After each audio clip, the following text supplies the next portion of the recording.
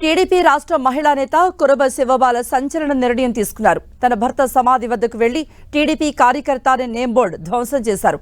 TDP కోసం తన భర్త, బావ, సోదరుడు ప్రాణాలు కోల్పోయారని, తనకు ఎటువంటి అండ లేకపోయినా గత 2 దశాబ్దాలుగా పార్టీ కోసం పనిచేస్తున్నట్టు చెప్పారు. కానీ టీడీపీ తనకు, తన కుటుంబానికి తీవ్ర అన్యాయం చేసిందని, టికెట్ ఇవ్వకుండా మోసం చేసిందన్నారు. టీడీపీలో డబ్బులు ఉన్నవారికి, సూట్ కేసులు మోసేవారికి మాత్రమే టికెట్లు వస్తున్నాయని ఆమె ఆరోపించారు. పార్టీ కోసం కష్టపడిన ఏ ఒక్కరికి చంద్రబాబు, లోకేష్ ప్రాధాన్యత ఇవ్వటం లేదంటూ మండిపడ్డారు. టీడీపీ విలువలు లేని డబ్బు పార్టీగా మారిందని, అందుకే ఆ పార్టీలో ఉండాలనుకోవటం లేదని రాజీనామా చేస్తున్నట్టుగా చెప్పారు. తాను ఇంకా ఏ పార్టీలో చేరేది ఇంకా నిర్ణయం తీసుకోలేదన్నారు.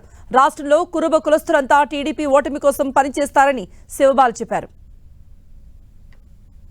తెలుగుదేశం పార్టీ కార్యకర్త అని సమాధుల మీద కూడా రాసుకొని పార్టీనే కుటుంబము, కుటుంబంగానే పార్టీగానే భావించాం. 2024 ఎన్నికల్లో, సార్వత్రిక ఎన్నికల్లో అత్యంత దారుణంగా కురుబల్ని మోసం చేసింది తెలుగుదేశం పార్టీ.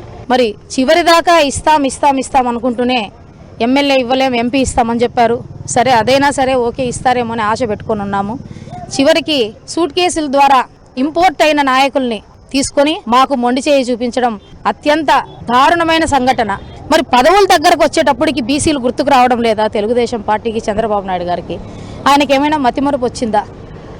ఎందుకంటే ఇంతకు ముందులాగా ఆయన ఎక్కడ మాట్లాడినా పేపర్ చూసుకునే మాట్లాడుతున్నాడు. ఇవాళ ఇచ్చిన మాట రేపు మర్చిపోతున్నాడా అని కూడా మాకు కూడా డౌట్ వస్తుంది.